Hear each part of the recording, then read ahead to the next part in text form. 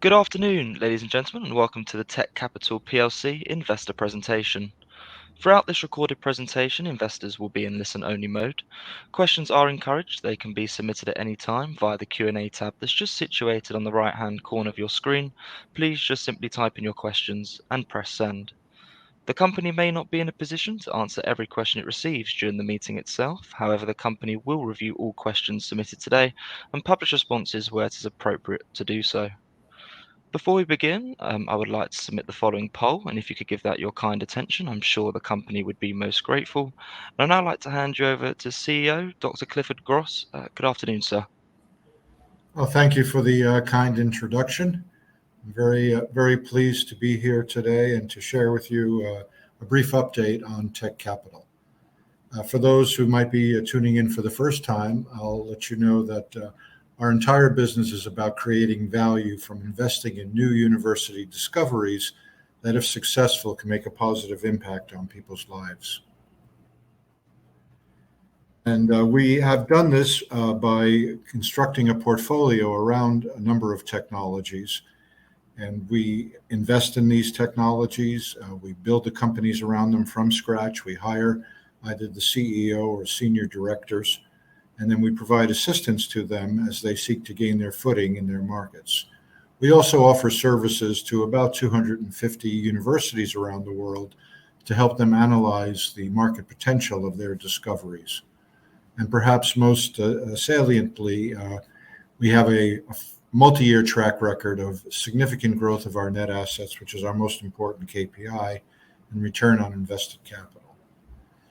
In the last reported period, which was the first half of last year, we reckoned a 13% increase of our net assets to a record of about $76.9 million.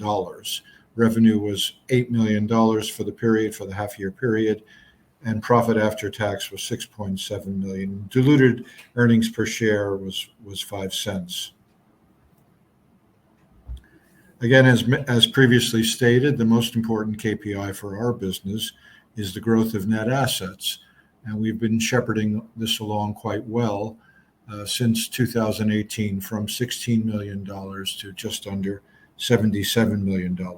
And of course, there will be fluctuations from period to period because of our net assets are primarily the summary of the net assets of our portfolio companies, which obviously will vary based on portfolio company performance as well as other macroeconomic factors.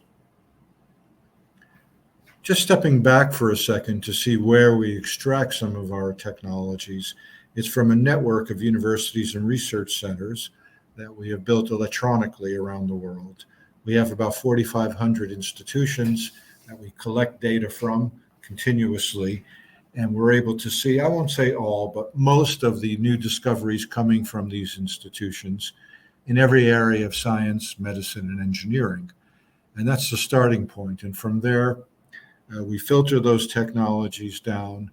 We do due diligence on technologies that we think are interesting or potentially interesting, and then we seek to assess the market potential of those technologies before we pull the trigger and make a buy decision. So using this network and the process that we've developed in-house at Tech Capital, we've built 4 portfolio companies, again, all from a clean piece of paper.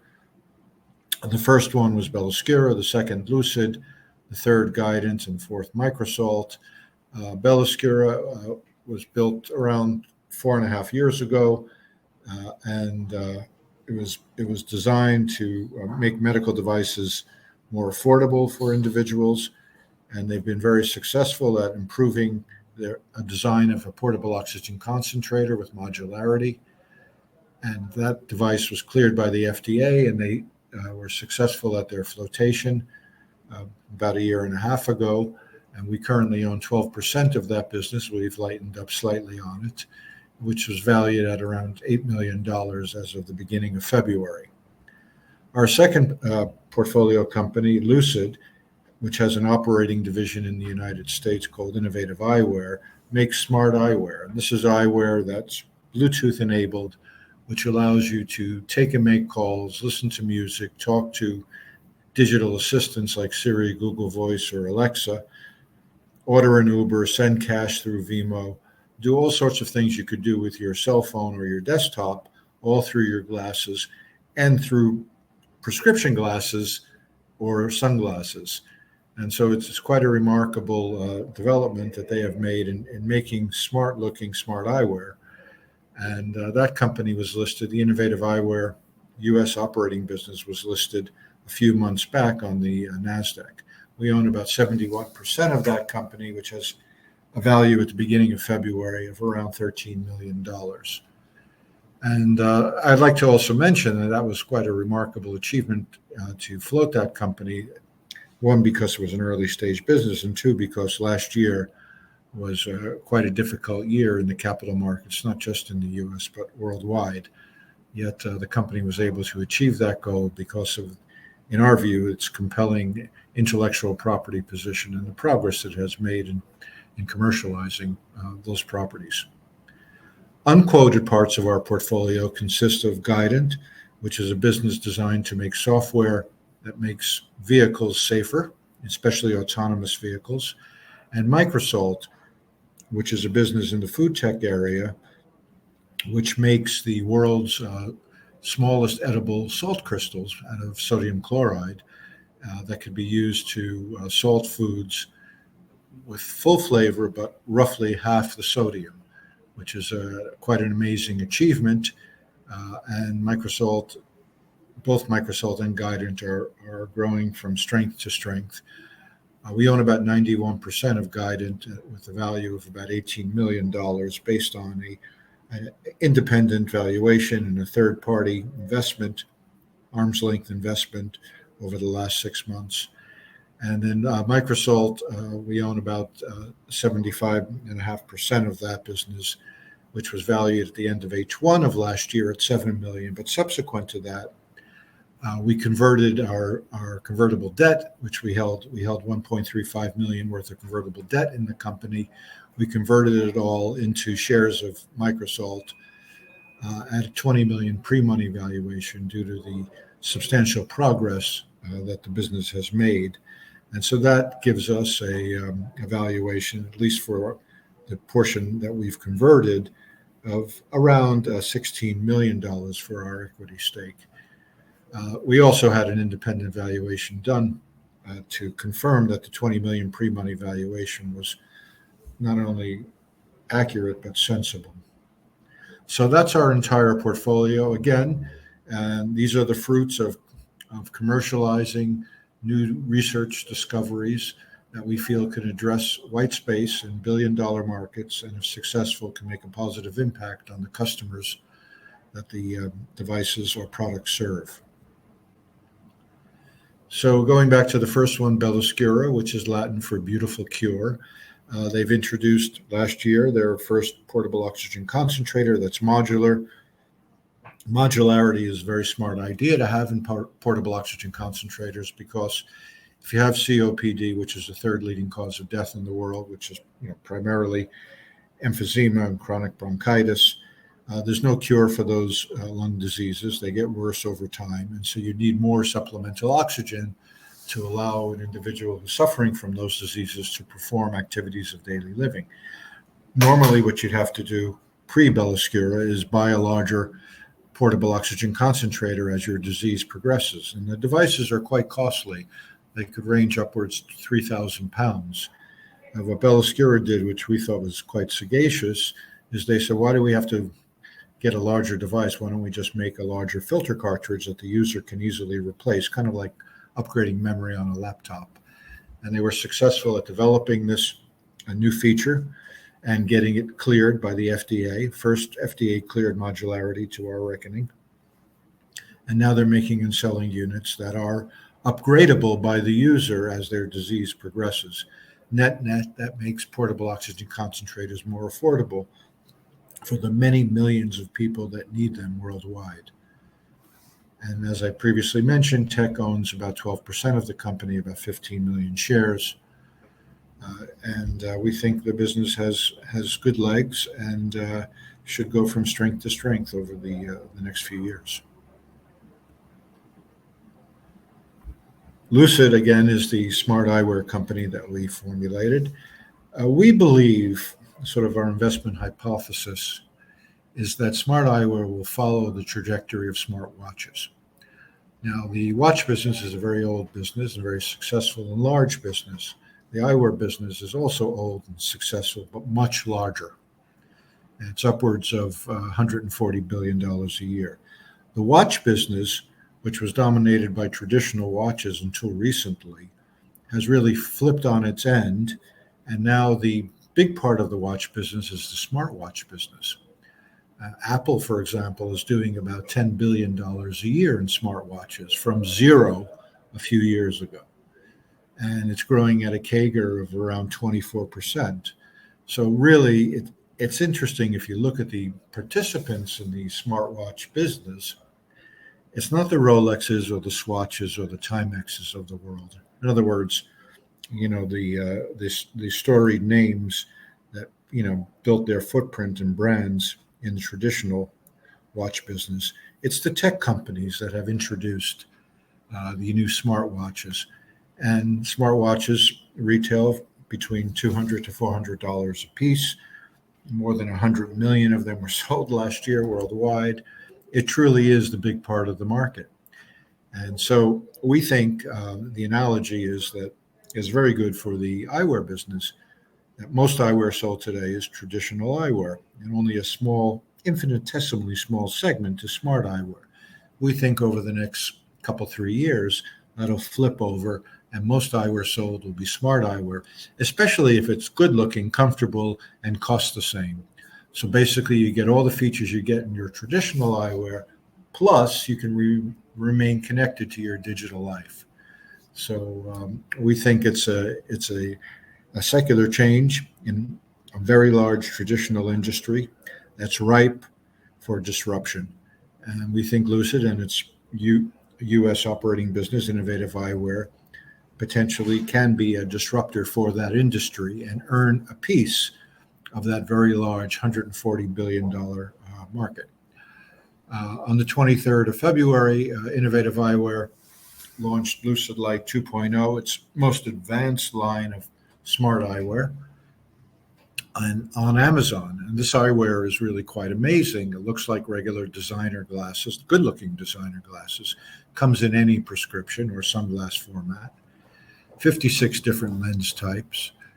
It has quadraphonic sound, surround sound in the glasses, 2 noise canceling microphones, Bluetooth 5.3, so you could use the glasses up to 100 feet away from your phone and still have crystal clear sound. So if you're a duffer and you have your phone in your golf cart, no problem. You could be on the phone while you're going to the green. If you're playing a pickup game of basketball, you can have your phone in your gym bag on the side of the court, perfectly clear. And so, we're very excited about what Innovative Eyewear has achieved. And it's not just us that are excited about it. They've built a remarkable team and quite a following. They have their product in over 200 stores, and they have it online at bestbuy.com, dicksportinggood.com, and of course Amazon, as well as their own site, lucid.co. And I encourage you to take a look at their glasses because they're really lovely looking frames, very cost competitive with traditional eyewear, yet they offer so much more. Guidant is our autonomous vehicle software company. They make software that makes autonomous vehicles safer. And it's interesting, in the state of Florida, Guidant was actually quite prescient about this. They decided that the autonomous vehicles, no matter how smart the software was, would need another layer of safety on top of them in case they got into Dutch and you needed to have remote monitoring and control of those vehicles to take them off the motorway, call a first responder, etc. And as it turns out, about a year and a half after Guidant was established, Governor Ron DeSantis, the governor of Florida, passed a law legalizing the operation of autonomous vehicles everywhere in the state of Florida, but requiring that you either have a safety driver in the vehicle or you hook it up telemetrically to a remote monitoring and control center. Well, putting a safety driver in a vehicle is obviously a non-starter, because why have an autonomous vehicle if you have to have a driver there watching the autonomous system operate? And in the case of autonomous delivery devices, like a pizza delivery device, there's no room for a driver of any type, safety or otherwise. In fact, there's no steering wheel or control pedals in the vehicle. It's truly a robotic delivery device. So the remote monitoring and control became obviously a requirement in the state of Florida since that law was passed. The only fly in the ointment was there was no remote monitoring and control center to hook up a vehicle to. And that's where Guidant has come in. They have acquired and developed quite an impressive, in our view, patent portfolio, and have developed a technology above and beyond the patents to actually remotely monitor and control autonomous vehicles. And they've built the first remote monitoring and control center in Boca Raton. It's a city in Florida. And so now there is a place to go where you can actually hook telemetrically a vehicle up to have it remotely monitored and allow it to comply with Florida law, which makes it legal to operate. Guidant has moved from an R&D company to a revenue-generating company by achieving its first contract win with a competitive bid under RFP, and they won a contract with the Jacksonville Transportation Authority, which, as many of you may know, Jacksonville is the largest city in terms of land mass in the United States, so they have quite a large municipal transportation authority, and that transportation authority wants to operate autonomous vehicles and has awarded a contract to Guidant to monitor those operations as required under Florida law. And Guidant also recently announced that they have been selected by the Boca Raton Innovation Campus to provide remote monitoring and control services as well. Let's just go forward a second. The Boca Raton Innovation Campus is the largest real estate campus in the state of Florida. It's upwards of 2 million square feet of rentable space covering 110 acres. It has its own shuttle service with 11 stops and its own train station. And Guidant was selected to operate the shuttle autonomously and remotely monitor it as per Florida law. And now they're working on the negotiations for the contract items, and that should be in place this year. So this will be the second customer. Additionally, Guidant announced just last week that they are under contract with Novelsat, which is an Israeli satellite and software company, to provide satellite monitoring of vehicles that Guidant will be monitoring under its remote monitoring and control center. And this is an entirely additional level of safety. So right now, the vehicles that Guidant monitors will have GPS. For those of you who know, you probably know that the GPS satellites, which are operated by the U.S. government, they're roughly at an altitude of around 20,000 kilometers or more above the Earth, and around 12,000 miles. And they work very well. If you have 4 of them that could see your vehicle, you can dead reckon it and determine its precise location. But with a 20,000 mile altitude, the latency period for when the signal gets to the vehicle is almost half a second. And in half a second, you can go quite a distance. You can go about at 30 miles an hour. You can go about 24 feet. So even though you think you're seeing the vehicle at a particular location, you're actually seeing it 24 feet away from where you think you're seeing it. And so in addition to that, Guidant offers the monitoring with a mobile network, so like a 5G network, which can be a private LTE network or a public LTE, a public network, and that increases the accuracy and reduces the latency. But using low Earth orbit satellites, which are at an altitude of around 2,000 kilometers, you can get a latency down to 27 milliseconds, and that same vehicle that you were monitoring with, say, GPS you could determine its exact location within 11 feet of when you're actually seeing it. So again, it's not exactly real time, but it's closer. And so it's an extra level of safety above the GPS monitoring and the mobile network monitoring to have the low Earth orbit satellite monitoring for autonomous vehicles. And Guidant is the only company in the world that could do all three levels of monitoring simultaneously. And so it's quite a technological tour de force that they've been able to achieve, which is pretty amazing for a company of its size. But once you get to know Harold Braun, its CEO, it seems less amazing because he's a remarkable, capable executive in our view. Additionally, Guidant has another technology that allows you to convert the vibrations from shock absorbers into electricity to help recharge the battery of an electric vehicle or an autonomous vehicle. And we originally acquired this technology from the State University of New York and invested it into Guidant. Guidant has built these shock absorbers, has refined them further, has built a testing lab, and is now working with a number of companies like VW and others to see how successful these shock absorbers can be in extending the range of electric vehicles. Now, there's a range war going on for electric vehicles where vehicle manufacturers, obviously, the two most important features for an electric vehicle are the safety of the vehicle and the range. And the range is determined obviously by the battery power the amount of battery power you have on board, but also the operating characteristics of the vehicle, the efficiency of the motors, the weight of the vehicle, the coefficient of drag of the vehicle, etc. And so there is a war going on for electric vehicle manufacturers to extend the range. The longer the range, obviously, the more desirable for the customers. And so they're trying to reduce the weight of the vehicle any way they can.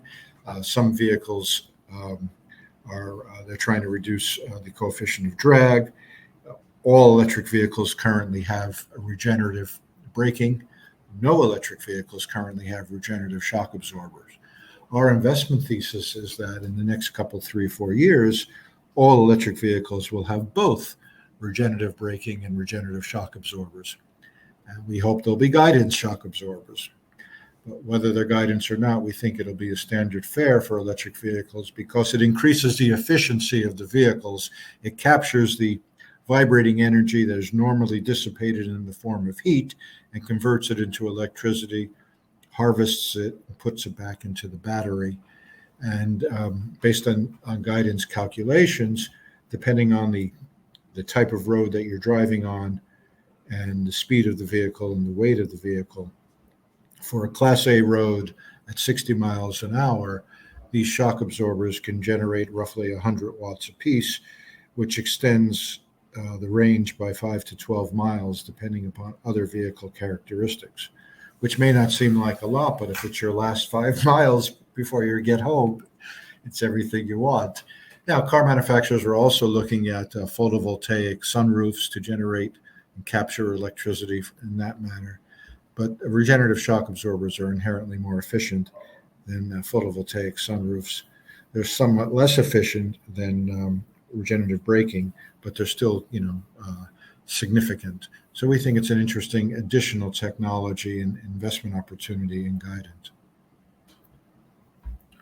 Moving on, we have developed another company called Microsalt, which has the patented process for producing micron-sized salt crystals that are all natural, non-GMO sodium chloride crystals. And the reason why that's a good thing to do is these very small crystals dissolve very rapidly on your tongue, and so they produce a larger sensation of saltiness in your brain than they otherwise would if they were larger crystals. So you need to use less salt, which is the whole point of the exercise. How much less? It really depends on what you're applying it to. In the case of crisps, you could apply roughly half the salt if it's microsalt, get full flavor that you would get on a normal crisp, but save about half the sodium. And the reason why that's a good thing is excess sodium consumption is the leading contributor to hypertension, which is the leading causative factor for cardiovascular disease, which is the number one cause of premature death in the world. 17.9 million people die each year prematurely from cardiovascular disease. Approximately 31% of the world's adult population has hypertension. In the UK, it's 31% spot on. In the US, it's worse. 47% of the US population has hypertension. And excess sodium consumption is the leading causative factor for hypertension. And you could reduce the excess sodium consumption by utilizing microsalt, because 70% of the sodium you consume as an individual consumer comes from prepared foods and snacks that are made with normal salt.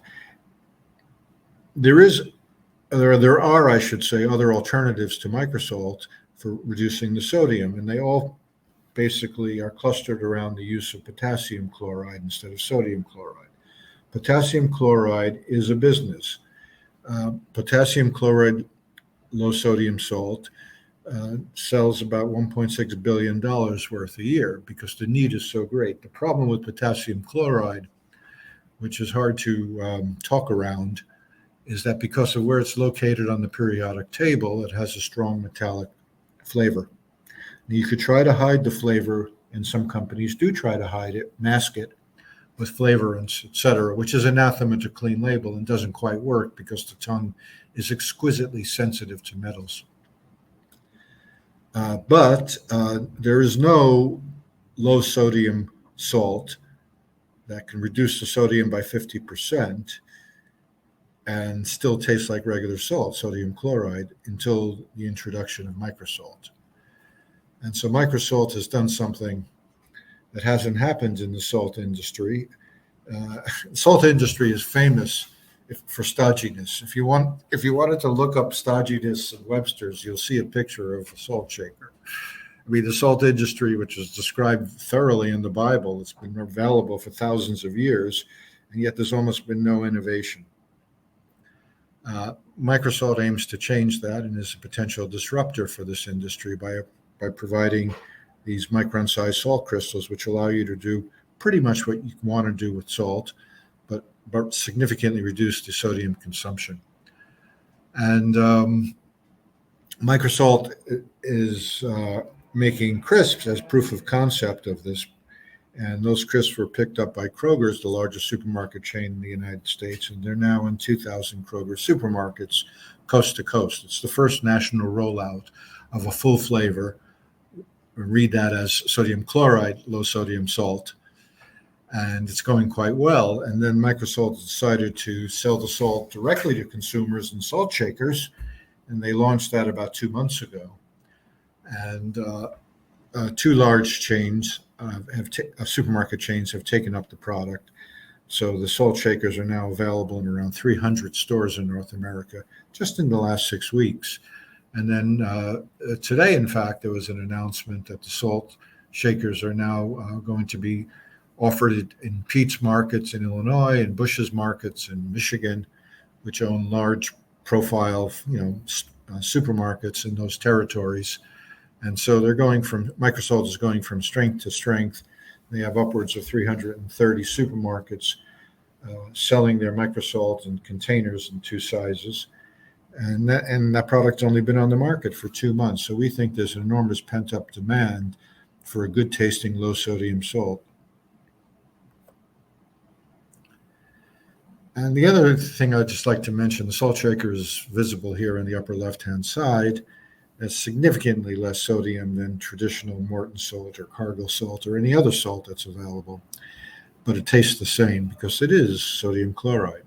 The Kroger supermarket chain that handles the salt meat crisp made with microsalt has not put them on some low, unsavory location in their supermarket. They put them front and center in the snack food aisle. They're in 2,000 stores throughout the United States, and they did a favor for the company that it could not have done for itself. They showed the entire consumer and food industry that the water was safe, the chips taste good, or the crisps taste good with the microsalt, and by no means is it limited to its application to crisps. It can go on any snack food, and in prepared meals, Presti, a prepared meal company that based out of France is now using Microsalt in their prepared microwavable pasta dishes, etc. It seems that every week there's a new application for Microsalt that's brought to our attention. So we think Microsalt is a potential disruptor, as I've mentioned, in the salt industry. And if the company is successful, we think it will do two things that are noteworthy. One, and most importantly, it could help make a dent in cardiovascular disease by reducing excess sodium consumption. The US FDA has reckoned that if the average American, if there is such a thing, could reduce their sodium consumption from 3,400 milligrams to 2,300 milligrams a day, it would save between 25 and 50,000 lives a year, every year in the United States alone. And Microsalt is a tool that can enable food manufacturers to actually achieve that or help them achieve that. And the second thing that would be noteworthy is we think the return on invested capital would be quite extensive, as the margins for the Microsalt and the salt shakers are upwards of 60%, the gross margin. So we think it's not only a business that has ileomocenary legs and can make a significant contribution to human health, it can also help ring the register by producing a good return on invested capital. So in summary, TEKCAPITAL commercializes university discoveries for its own portfolio, and we've built a portfolio of 4 companies that, in spite of the economic headwinds of recessionary climate and all sorts of other issues dealing with the post-COVID era, have made very significant progress in our view. And these high-value portfolio companies are each, in their own right, potential disruptors to the billion-dollar industries they play in. We have a proven track record at TEKCAPITAL of transforming these discoveries into valuable, needed products. So we think we're batting 4 for 4. Of course, it's still early innings. It remains to be seen just how well those companies perform over time, but so far it's looking quite good. And when those companies do hit the ball over the fence, to continue with the metaphor, TEKCAPITAL will provide a special dividend to its shareholders at that time, and then we'll use a portion of that special dividend, to reward the shareholders for their patience, and a portion of that monetization will be used to be deployed into additional new portfolio companies. And that is my presentation. I'd be very happy to take any questions you might have. Clifford, that's great, and thank you very much indeed for your presentation this afternoon. If I may, I will just bring back up your camera there. Yeah, Ladies and absolutely. Ladies and gentlemen, please do continue to submit your questions just by using the Q&A tab that's situated on the right-hand corner of your screen. But just while Clifford takes a few moments to review those questions that were submitted already, I would like to remind you that a recording of this presentation, along with a copy of the slides and the published Q&A, can be accessed via your investor dashboard. Clifford, obviously we did receive a number of pre-submitted questions ahead of today's event, and as you can see there in the Q&A tab, we've also received a number of questions throughout your presentation this afternoon as well. So firstly, thank you to all of those on the call for taking the time to submit their questions. And Clifford, perhaps if I may just hand back to you now to respond to those where it's appropriate to do so, and then I'll pick up from you at the end. Thank you. Sure. So here's one question that has just been sent over. With such large stakes, how will you manage to reduce if you want to take some money off the table at rising valuations? Well, we'll be able to access the capital markets when appropriate if we feel the value is there for our shareholders. Some of the shares, have quite good volume of stock. In the case of Innovative Eyewear, the average trading volume it's upwards of 2 million shares a day. So we don't think at some point in the future, should we decide to monetize a portion of our shares, it would be very difficult to achieve those monetizations. And we've also shown with Belscura, which of course is not quite as liquid as an Nasdaq stock, as you would expect, but we were able to monetize a small piece, and we took a bit off the table a couple months back. So we don't think we'll have an issue with monetizing stakes when we decide to do it. Let's see what else we have in terms of questions.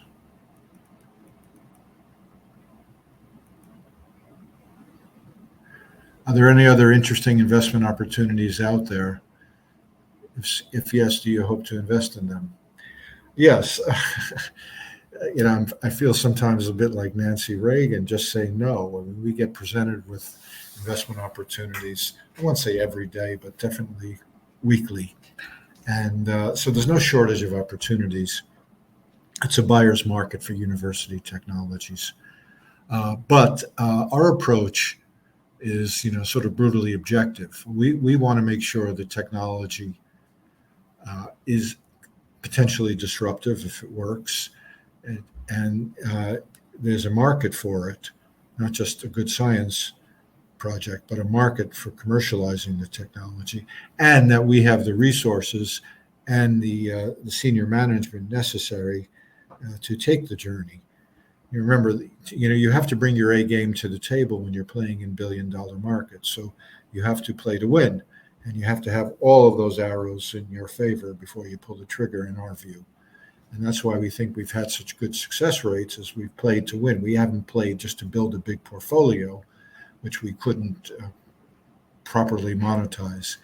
So the answer is yes, we will add additional technologies to our portfolio, additional businesses, but they have to check all the boxes that we've laid out. And we have a very stringent threshold before we make an additional investment. Next question. Okay. Microsoft really does look very interesting. Congrats on its progress. Is this investment your most exciting of the four? That's, it's kind of like asking the librarian what's your favorite book. We're actually quite keen on all four investments in earnest. I'm not saying it to be politically correct, because all four investments have disruptive IP. They have an interesting patent position that we think creates a good moat around the technology. They have capable leadership. There's white space in their market for the innovation, and they're in billion-dollar growing markets.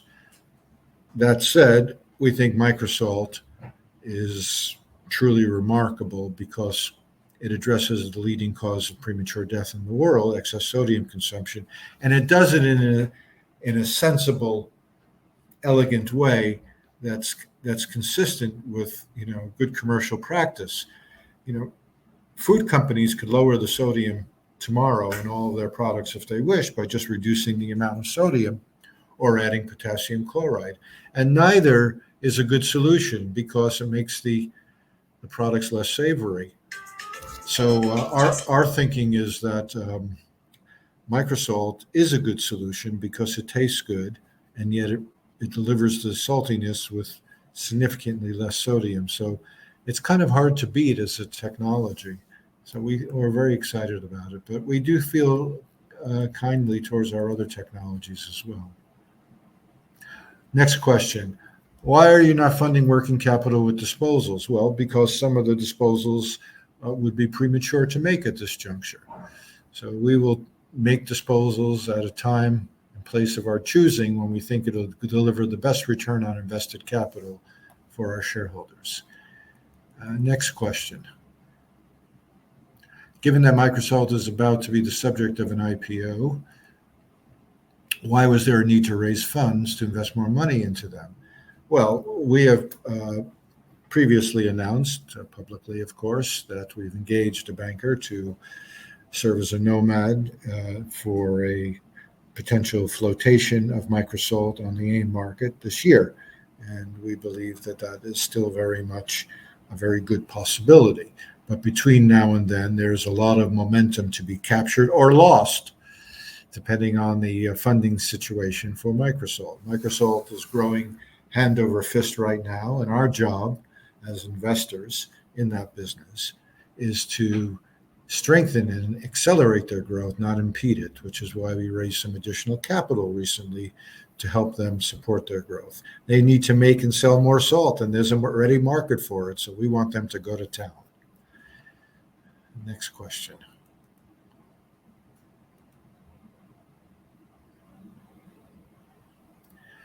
All right, given that When Microsoft IPOs, thank you for the vote of confidence, there will be 3 of the 4 portfolio companies listed. Can you give any comment on the need for further fundraisers in the coming year? Obviously, we cannot possibly telegraph future fundraisers. One, because we don't know them to be in fact the case at this point in time, and it will depend again on our ability to monetize our portfolio as to whether or not timing is appropriate. So unfortunately, we can't give you any guidance as to that. But remember, when you invest in Tech Capital, what are you investing in? You're investing in an IP investment company. Our goal is to find and make investments into portfolio companies that we think can be disruptive and produce oversized returns on invested capital. We're not a bodega. We're not a shop. We are a company investing in disruptive technologies. And that type of investment is not, and I'll say this in an earnest sort of brotherly way, it's not for every investor. You have to want to invest in companies that invest in technologies. You have to have patience, because to develop a technology company that's playing in $1 billion industry, you have to realize you have to not only have compelling technology and capable management, you have to access capital to be able to take those first important steps in the journey of having a viable commercial enterprise in a high technology space. And so that's what Tech Capital is about. And we think that we're hopeful that we get investors in the company, obviously, that understand that's our mission and our goal.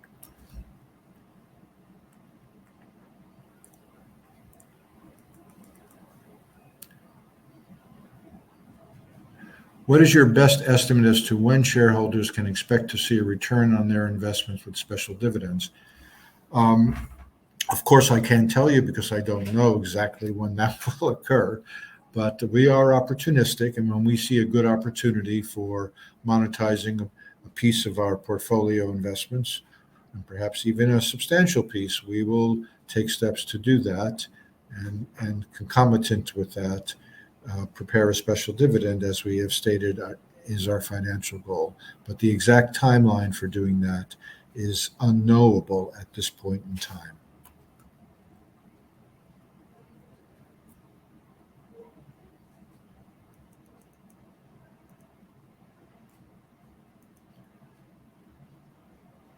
Is the Microsoft technology easily reproducible by third-party salt producers?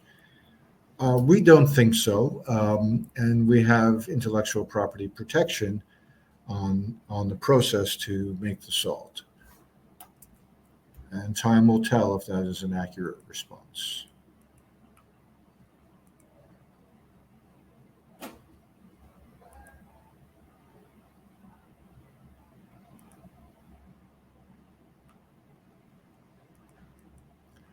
Yeah, the RNS that accompanied the placing mentioned that some of the monies will be apportioned to Guidant for the purchase of autonomous vehicles. Can you expand on that?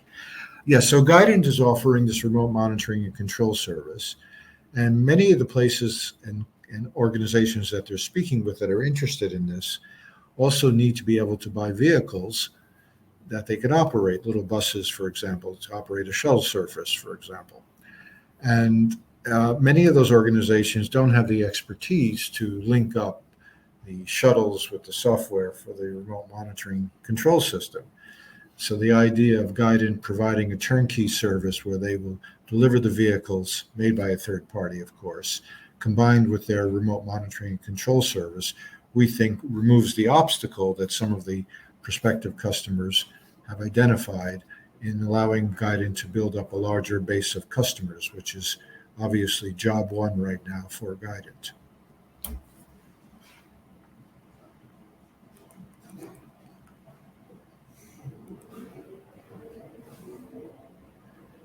How do you manage to develop and maintain relationships with such a large number of universities? How much time do you spend communicating with each university per year? There's 2 parts to that. It's a good question. There's 2 parts to it. One is we have an electronic network built by Selwyn Lloyd, who was a college chum of mine at Oxford Side Business School. He built this software system that captures innovations from about 4,500 universities around the world. We acquired that system from him, and Sel has been the CTO since inception of the business and still remains so. So that's an electronic system that does not require much in the way of a human operator interaction, but it can be utilized by anybody that is looking for a particular type or category of technologies. And then there's another side to that question, and that is we provide services, as I mentioned earlier in my presentation, to about 250 universities and some large corporations like Hewlett-Packard Enterprises to help them evaluate new technologies for their market potential. For those services, those services are performed by a division of Tech Capital, and that division of Tech Capital uses both a smart software system plus expert analysts to evaluate new technologies.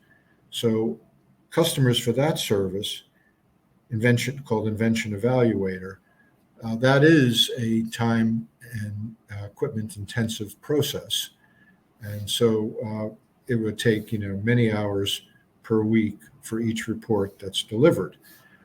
So for those reports, and those reports are delivered primarily to universities, but also, as I mentioned, a few very large corporates. So there's constant back and forth, and there's a team of about a half a dozen people working on that on a continuous basis. But the searching for technologies is really almost completely automated because of the good work that Selwyn has done. And in addition to that, we are receiving, because we're known operators in the space, without trying to fluff our panache in any way. And so we receive inbound requests to evaluate technologies from universities and professors at universities from around the world on a regular basis. I hope that answers that good question.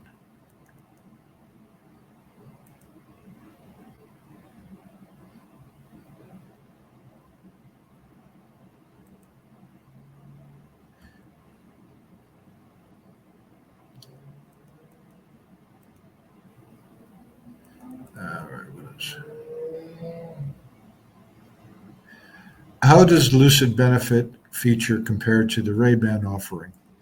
Okay. Interesting. There was a comparison article which was posted on the chat board of the LSE, I think it was last Friday, which was a comparison that was done the top 6 or 7 smart eyewear brands in the world. It was done by a publication out of Australia. And we were rated, I'm happy to say, number 1, numero uno, way ahead of the Stories product and the Bose product, which were actually towards the bottom of the pack. I guess that's one data point, of course. The eye, the benefit is in the eye of the beholder, but we think the innovative eyewear product is quite superior to what else is offered in the market, because it's very lightweight. It has quadraphonic sound. It has 2 noise-canceling microphones, which provides better sound quality during conversations than talking on your iPhone directly. It has the longest battery life of any smart eyewear in the world, about 12 hours. That's with continuous music play, 12 hours per day between charges. For a normal ungrateful biped, that would be, several days of use before you have to charge it. So it's lightweight, it's good looking, it has the longest battery life in the world, it has quadraphonic sound, 4 speakers for surround sound, really terrific sound quality. I think it's the one to beat, quite frankly, which, is quite a statement to make, because some of those companies like the Ray-Ban Facebook product and the Bose product come out of billion-dollar companies. So our hats off to Innovative Eyewear for what they've been able to technologically achieve. In addition, Innovative Eyewear has built a software ecosystem and consisting of Verb, and they recently announced about 2 weeks ago that using the Verb software app, which is available on iOS and Android,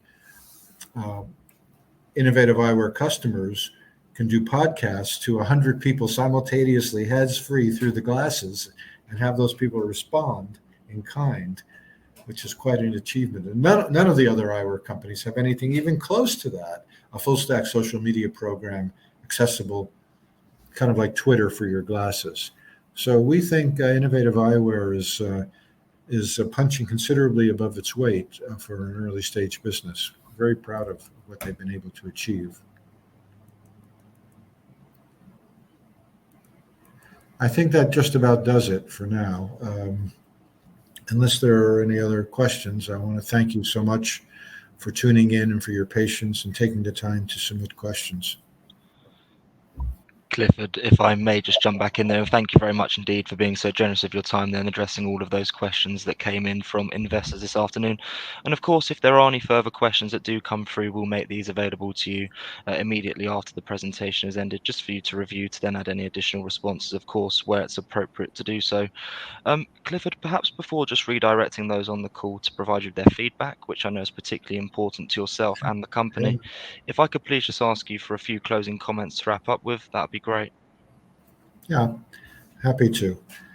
Um, Without trying to polish the apple too much, just being brutally objective about it, we own commanding positions in four portfolio companies that have a technological advantage in their respective billion-dollar plus marketplaces, which in and of itself is quite an achievement.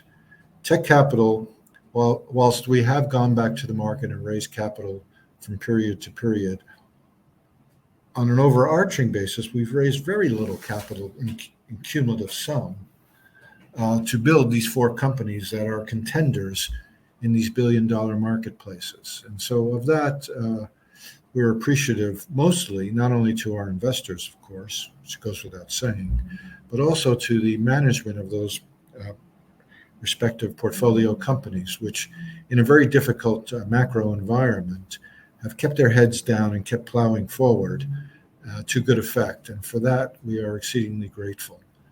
And we implore our people who are tuning in now to stay tuned for future developments, which occur almost on a weekly basis now across the portfolio as these companies start to mature. Again, we're thankful for your support. It's made it possible to do what we have done.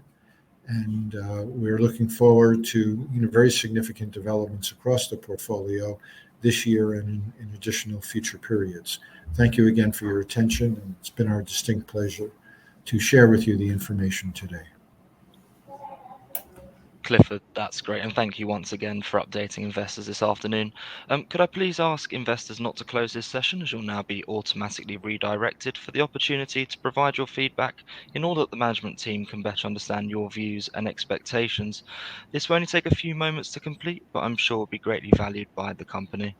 On behalf of the management team of Tech Capital PLC, we would like to thank you for attending today's presentation. That now concludes today's session, so good afternoon to you all.